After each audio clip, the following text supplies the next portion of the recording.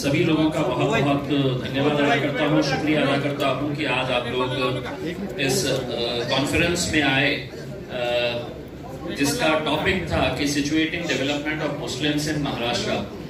मुसलमानों की महाराष्ट्र के अंदर socio economic, education, political level के ऊपर क्या हालात है, इसका एक जायजा लेने के लिए ये कॉन्फ्रेंस रखी गई थी और इसमें पूरा डेटा के साथ बताया गया है कि किस तरह से हमारे साथ नाइंसाफियां होती आ रही है। ये कॉन्फ्रेंस सिर्फ यही खत्म नहीं होती है, इसके आगे हमारा जो एक्शन प्लान रहेगा उसको हम कंटिन्यू करेंगे। आप लोगों से सिर्फ यही दरखास्त है, यही उम्मीद है कि आप लोग इस कॉन्फ्रेंस के अंदर जो डेटा सबमिट किया गया है कि सिर्फ यहाँ पर तकरीरें नहीं किए हैं, यहाँ पर पूरा डेटा के साथ ये बताया गया है कि हमारा एजुकेशन परसेंटेज क्या है, हमारा रिजर्वेशन हम क्यों मांग रहे हैं और आज कोर्ट्स के अंदर क्या हो रहा है, अदालतों के फैसले के बावजूद भी क्या हो रहा है। तो इन मुद्दों के ऊपर ये सब कॉन्फ्रेंस रखी गई थी, बहुत अच्छे तरीके से ये ऑर्गेनाइज की गई थी और इसके आगे भी अब हम ये मूवमेंट को आगे लेकर जाने वाले हैं। तो आप लोगों का फिर से एक मरतबा बहुत बहुत शुक्रिया, थैंक यू वेरी मच। आप लोगों के जो भी सवाल है आप असदुद्दीन अवैसी साहब से कर सकते हैं। Thank you.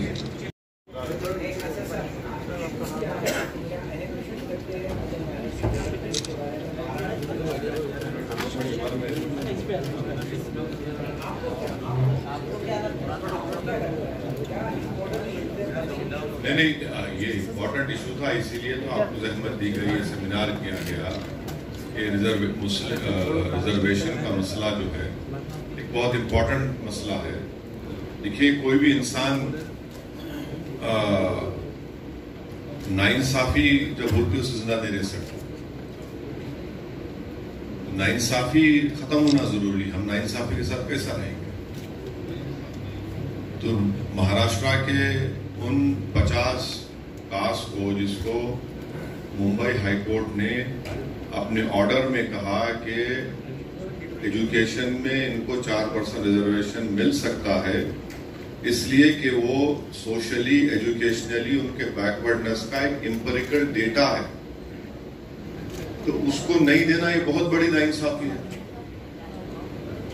आप किसी और किसी को देना चाहते दीजिए आप, मगर जब मेरा मुसलमानों का सोशल एजुकेशनल बैकवर्डनेस प्रूव हो चुका है, हाई कोर्ट ने उसको एक्सेप्ट कर लिया, तो बजाय आप एक एक्ट को लेकर आते या रीप्रोमulgate करते ऑर्डिनेंस को, आप मुसलमानों को नहीं देते और फिर आप हमको उंगली उठाकर बोलते हैं कि हम कम्युनल हैं और आप सेकुलर हैं।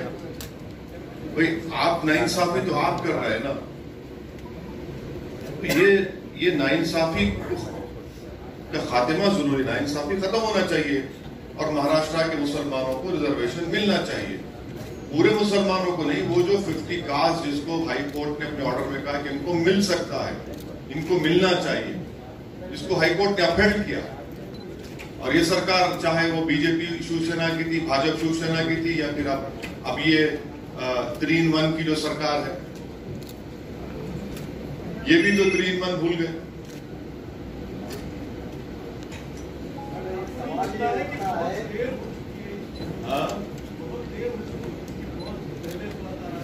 अच्छा,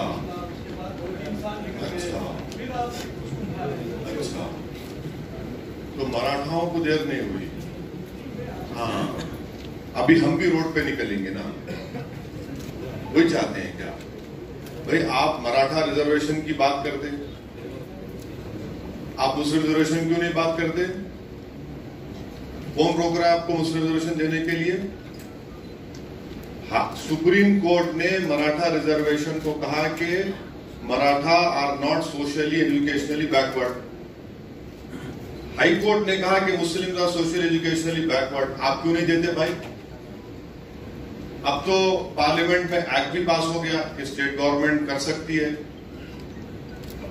हाँ, ये और एक बात है कि 50% लिमिट को ब्रीच करना है, वो कानून पर आप दे सकते हैं ना मुसलमान, अब दीजिए।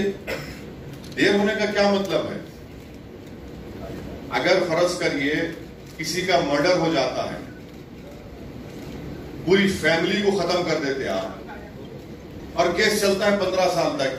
इस केस में तो खाली 5-6 साल हुए, तब बोलेंगे 6 साल हो गए, केस को छोड़ दो, इंसाफ मत करो। इंसाफ तो होना चाहिए ना, क्योंकि इक्वालिटी जो है संविधान में एक फंडामेंटल राइट है, और इक्वालिटी, सब्सटेंटिव इक्वालिटी की बात संविधान करता है।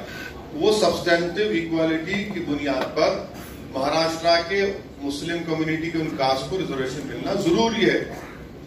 आप ये बताइए कि मुसलमानों का, हम शिवसेना से, भाजपा से, कांग्रेस से, एनसीपी से एक सवाल कर रहे हैं, आप महाराष्ट्र की जनता को बता दो कि मुसलमानों के पास 5 एकड़ से ज्यादा कितने परसेंटेज मुस्लिम के पास है? कितने मुसलमानों को बैंक और कोऑपरेटिव सोसाइटी से लोन मिलता, बता दो आप। कितने मुसलमान स्लम में रहते, आप बता दो। कितने मुसलमान ग्रेजुएट होते, आप बता दीजिए। कितने मुसलमान आउट ऑफ स्कूल है, आप बता दीजिए। अब इसको आप बोलेंगे देर हो गई, देर हो कुछ हो, ये इंसाफ का मुद्दा है और इसमें देर की बात नहीं है, तो सिर्फ 5-6 साल पुरानी बात है। आप इसको सही करिए। आपको सिर्फ या तो आने वाले जो आपका नागपुर में सेशन होगा उसमें बिल लाइए और उसको एक्ट बना दीजिए, हिस्सा खत्म हो गया, कोई रोकने वाला नहीं है। जब भी मुसलमानों को रिजर्वेशन की बात आती है तो ये कहा जाता है कि मजहब की बुनियाद पर नहीं, ये देखिए, नहीं, ये मजहब की बुनियाद पर नहीं दिया जा रहा है। मुसलमानों में जो कास्ट है, जो जात है, जो बिरादरी है, उनको दिया जा रहा है। ये मुस्लिम कम्युनिटी को नहीं है। मुस्लिम कम्युनिटी में जो कास्ट है, जैसा हमारे हिंदू भाइयों में कास्ट है, उनको मिलता है, इसी तरह मुसलमानों में जो कास्ट है उनके लिए, और जिसको बॉम्बे हाई कोर्ट ने अपहेल्ड किया है। तो रिलीजन को मत लाइए इसमें। मैं रिलीजन की बुनियाद पर नहीं, मुसलमानों में जो कास्ट है उनकी और उनके सोशल एजुकेशनल बैकवर्डनेस के नाम पर जिसका डेटा महमूद रहमान कमेटी ने दिया, जिसको हाई कोर्ट ने माना उसको कि हाँ ये सच्चाई है, ये कास्ट मुसलमानों में बैकवर्ड है सोशली और एजुकेशनली।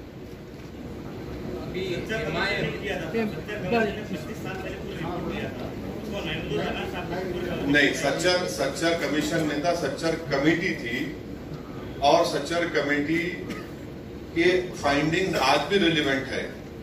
महमूद रहमान कमेटी को महाराष्ट्र के मुसलमानों की पसमानदगी, उनके backwardness socially, educationally, economically, health, housing, land, share in equity, ये 7-8 चीजों पर उस रिपोर्ट को, उस कमेटी को बनाया गया, उसने रिपोर्ट दी। उसके बाद सच्चर के बाद रंगनाथ मिश्रा कमीशन की रिपोर्ट आई, उसके बाद उमलू कमेटी की रिपोर्ट है, फिर एनएसएसओ का डेटा है, 2011 के सेंसस हैं। तो ये पूरा एम्पिरिकल डेटा है जिसको कोई देखना नहीं चाह रहा है। क्या एमआईएम इसके बारे में कोई आंदोलन करना चाहती है? नहीं, हम इंशाअल्लाह ताला पूरे महाराष्ट्र में हम करेंगे और पूरे डिस्ट्रिक्ट्स में हम जाएंगे। इसका ऑलरेडी प्रोग्राम का ऐलान कर चुके हैं। ये हमारे लिए एक अहम मुद्दा है। मुस्लिम आरक्षण का महाराष्ट्र के जो मुसलमानों में जो कास्ट है, जिनको हाईकोर्ट ने अपहेल्ड किया, उनके लिए, और वक्फ प्रॉपर्टीज को, वक्फ की जायदाद का तहफ्फुज हो, उसकी हिफाजत हो, उसका सही इस्तेमाल हो। ये 2 अहम इश्यूज हैं जिसके लिए हम लोग प्रोटेस्ट भी करेंगे, पब्लिक अवेयरनेस प्रोग्राम भी चलाएंगे, और पूरे महाराष्ट्र में हम एक शुरू कर रहे हैं, शुरू भी हो चुका है और करते रहेंगे। वो भी ऑप्शन है, सब करेंगे, पूरे option are on the table. बिल्कुल।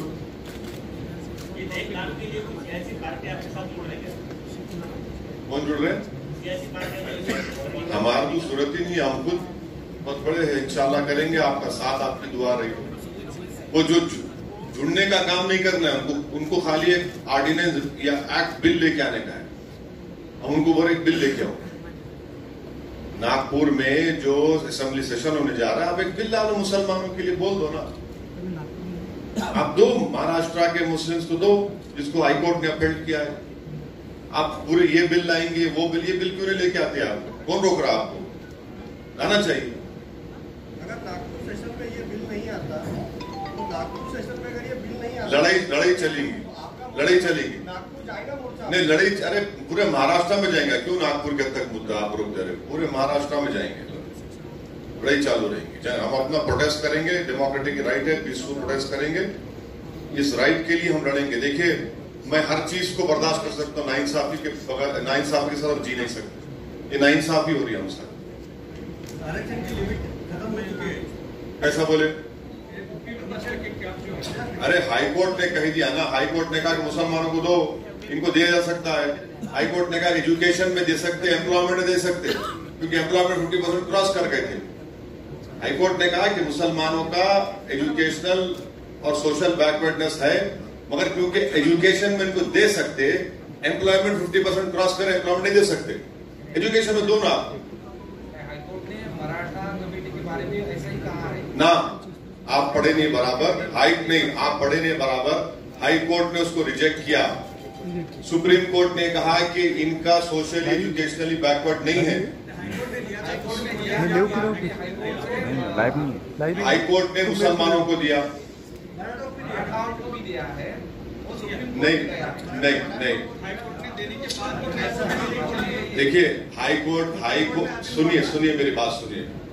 हाई कोर्ट में मुसलमानों का अपील किया, मराठाओं का बोला कि ये इनका डेटा नहीं है, तो इन्होंने बिल लेकर आए असेंबली में। कोर्ट की बात करो आप, कोर्ट की बात कर रहे, आप बिल लेकर आए और बिल मुसलमानों का लेकर नहीं आया, और फिर उसको चैलेंज हुआ, सुप्रीम कोर्ट गया। वो सुप्रीम कोर्ट ने कहा कि ये लोग सोशल एजुकेशनली बैकवर्ड का डेटा नहीं दे सके, प्रूव नहीं कर सके। मुसलमानों का तो डेटा प्रूव हो चुका है। अभी पार्लियामेंट में खड़े के बहुत बड़ी बातें किए ना, अभी दो। सर मराठा रिजर्वेशन के लिए बीजेपी, कांग्रेस, शिवसेना, एनसीपी बार प्राइम मिनिस्टर के पास जाती है। हाँ। उस तरह मुस्लिम रिजर्वेशन के लिए आप भी प्राइम मिनिस्टर को मिलेंगे क्या? प्राइम मिनिस्टर के पास जाने का ही नहीं है, यहाँ करने का है। यहाँ पे बीजेपी सुनो आप, अरे आप समझ रहे हैं मेरी बात को? बीजेपी का तो अपोज रहता है ना सुनो, आपको यहाँ देने में कौन रोक रहा? स्टेट का मसला है, दे दो ना। यहाँ पे तो यूनिटी नहीं है ना। अरे मराठा रिजर्वेशन के लिए सारी पार्टियां ना देखिए, वो हम यही चाल चल रहे लोग, ये 3-in-1 पार्टी जो है चाल चल रही। ये एक साथ तीनों मिलकर शादी कर लेके हम समझ रहे हैं कि हम नहीं मालूम क्या कर रहे हैं। आप कर सकते हैं, यहाँ पर आप करिए। नवाब मलिक स्टेटमेंट देते हैं तो बीजेपी उसको अपोज करती है। अब वो अपोज करती है तो बहुत सी चीजों अपोज करती है बीजेपी। आप क्या नहीं ऐसा हुआ तो फिर क्या, जो बीजेपी बोलेंगे सुनेंगे क्या? आप सत्ता में, आप इंसाफ करिए, आपको कौन रोक रहा है इंसाफ करने से? और ये कब से शुरू हो गया, बीजेपी बोली तो हम ये नहीं करते, तो बीजेपी जो बोली करेंगे क्या लोग? तो बीजेपी को बिठा लो सरकार में, फिर आप ऐसा है तो। अरे प्राइम मिनिस्टर से पार्लियामेंट में बोलेंगे, सबको बोलेंगे, या तो आपको करना है ना, यहाँ आप कर सकते, कर दो आप। लेकिन सर इस मामले में आप जो मोर्चे निकाल रहे हैं या महाराष्ट्र के सारे जिलों में जा रहे हैं, इसको क्या लगता है कि इसका क्या इम्पैक्ट हो सकता है, या फिर अलग सा एक ध्रुवीकरण हो जाएगा और हिंदू मुस्लिम ऐसा? अरे आगे ना असल सवाल पे माशाअल्लाह, मैं इंतजार कर रहा था ये ध्रुवीकरण कब आएगा। दिल की बात जबान पे आ ही गई आपके। चलिए मुबारकबाद, ध्रुवीकरण हो गया। क्या ध्रुवीकरण होगा, कैसे ध्रुवीकरण होगा बताइए आप? एक समाज जो है, अब आपको पूरा बीमारी बताना पड़ेगा। एक मुसलमानों में ग्रेजुएट सबसे कम, हाँ, फिर उसके बाद आप लोग थे ना, सुने ना, आप लोग देखे ना पूरा, फिर आप क्या है पूरी कुरान शरीफ सुन के आप बोले सूरह फातिहा पढ़ो, मेरे को बोल रहे आप कहीं का ध्रुवीकरण हो रहा। इंसाफ करेंगे तो देखिए महाराष्ट्र में 11% मुसलमान है, उस 11% में ये 50 कास्ट को अगर आप देंगे तो महाराष्ट्र मजबूत होगा ना, महाराष्ट्र मजबूत होगा, देश मजबूत होगा। ध्रुवीकरण कैसा होगा? अरे मैडम नहीं है, ये 0.1 भी नहीं है मेरे साथ, तो मैं नहीं पूछूं क्या? मुझे इंसाफ कर, मेरा हक बनता ना। अरे आप पॉलिटिकल है, मेरे लिए कॉन्स्टिट्यूशन है, आप कॉन्स्टिट्यूशनल के जो राइट्स मुझे दिए गए, आप मुझे उससे महरूम कर रहे। हाँ? हाँ? किसकी यूनिटी लगेगी? अरे देख लेंगे ना यूनिटी अब आने वाले दिनों में। किसने? हाँ, आपने अच्छा सवाल किया। हम चाहते हैं कि महाराष्ट्र के मुसलमान सुन ले। हमारे जर्नलिस्ट लोग बोल रहे हैं कि मराठा समाज यूनाइट होके रिजर्वेशन लिया, तो मुस्लिम समाज को भी यूनाइट होना पड़ेगा, और होंगे इंशाल्लाह ताला, हम मिलाएंगे सब।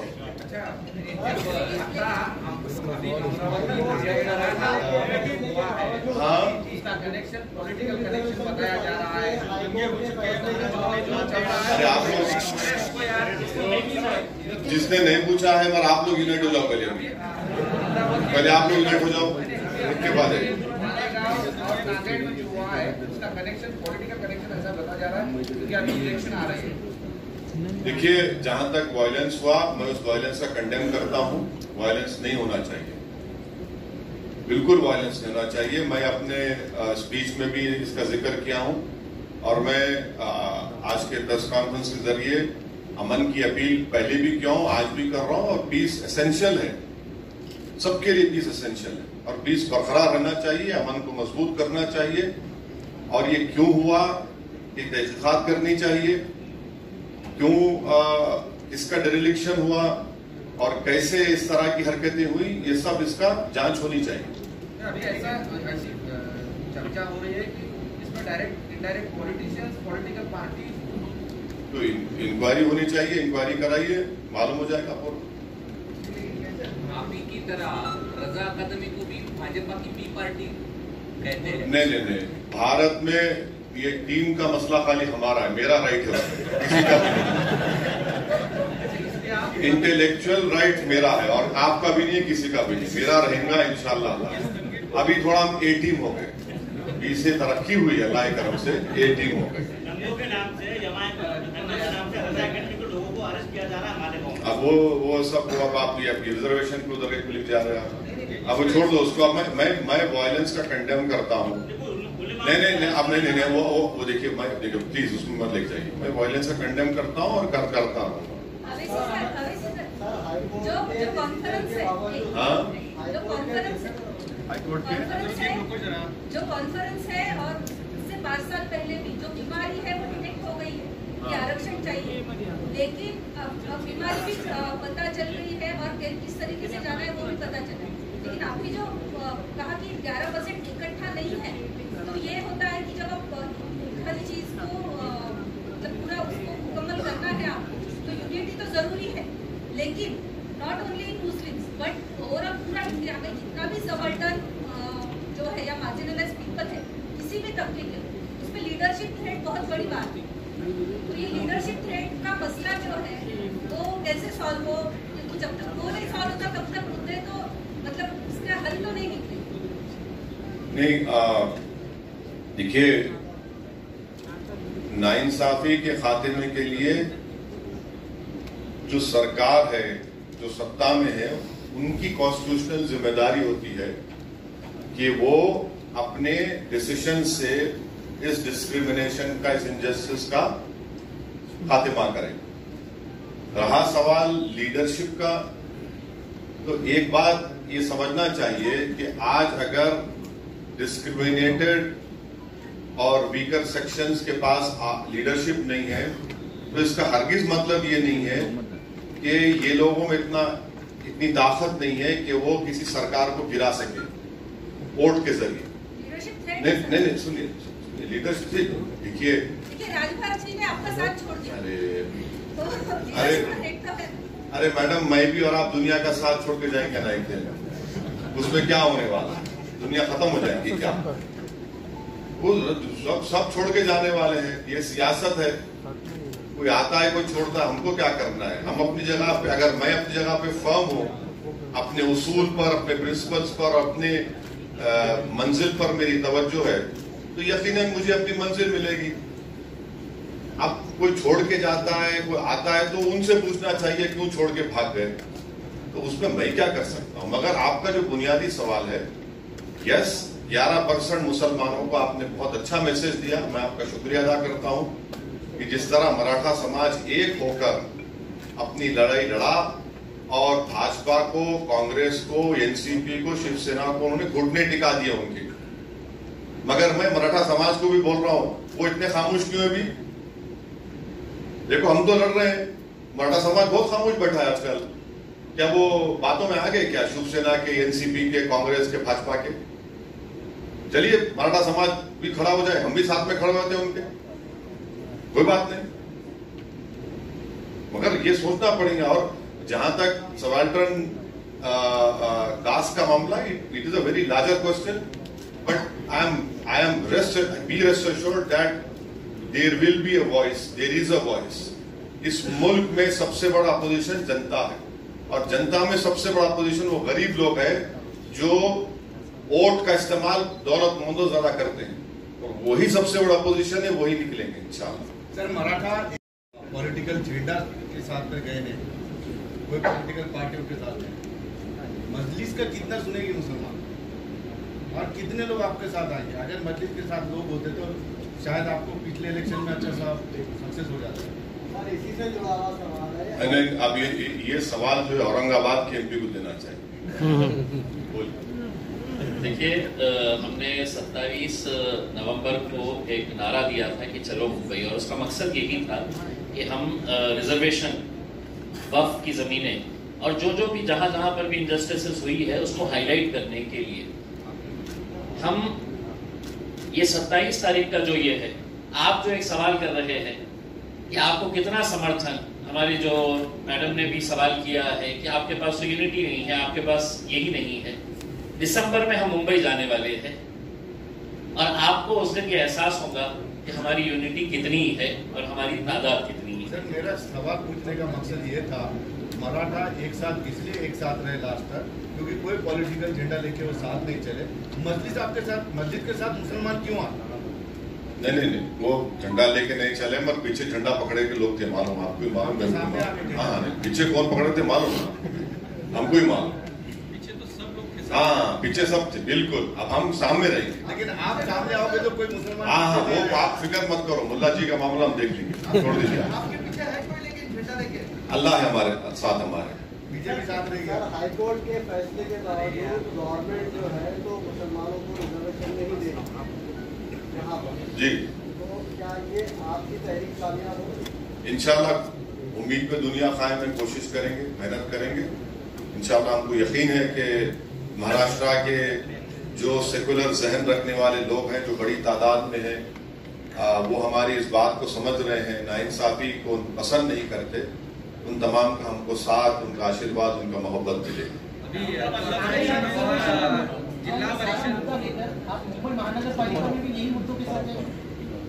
नहीं, ये मुद्दा जो है एक बहुत बड़ा मुद्दा है, तो इस मुद्दे को लेके आगे बढ़ेंगे।